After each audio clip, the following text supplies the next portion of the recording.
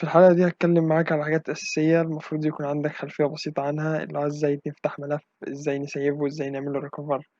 فمثلا عايزين نفتح ملف ممكن نعمل له اوبن فايل من هنا، ممكن اوبن من هنا برضو، وعندنا اوبن من هنا، او نخش نعمل ستارت دروينج، نفتح نيو تاب جديدة ونكتب اوبن ويندوز انتر. هيظهر لنا معانا صيغة الاوتوكاد، فممكن نفتح الاتنين، هيظهر لنا تو تابس هنا. فمثلا احنا كده فتحنا اوتوكاد، فعايزين نعدل فيه، جينا نعدل هنا، ظهر لنا هنا نجمة، فالنجمة دي بتعمل ان انت عدلت في حاجة كانت مش سايبة. تيجي تسيف، عندك كذا حاجة سيف منها، ممكن تدوس سيف عادي، أو ممكن نفس السامبل في نفس المكان، أو ممكن تدوس سيف من فوق، أو سيف في السيرش هنا برضه. فهنا مثلا هعمل أي تغيير، عملت تغيير ظهر لي النجمة فوق. جيت بعد ما عملت التغيير عملت سيف، النجمة مش ظهر.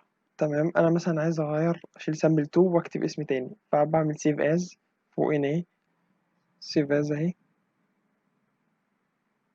عشان نغير اسم الفايل.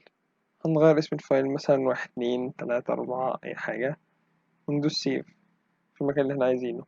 بس اتغير اسمه، هيتغير اسمه بس كده.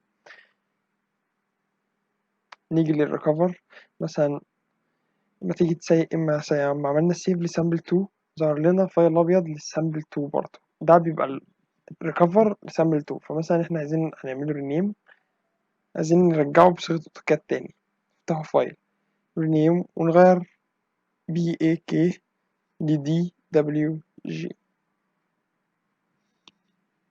دوت انتر، اتغير لسامبل 2 تاني عشان ما يبقاش نفس الفايل، وهيبقى زي فايل سامبل 2 عادي، ممكن تفتحه وتعدل عليه كمان. وعشان نرسم لازم نظبط اليونتس اللي هنرسم بيها، فمثلا لو سنتيمتر، مليمتر، متر، هنكتب يونت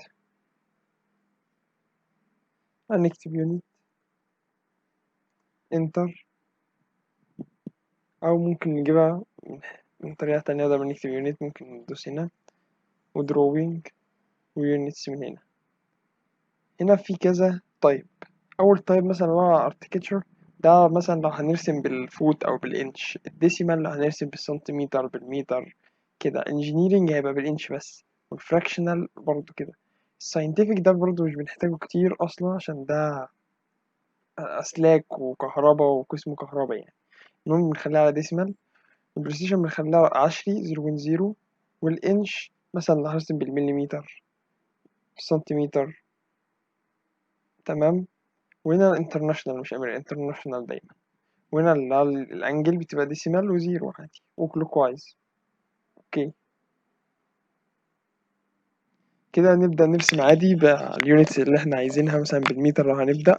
ومعانا فقرة الكوت،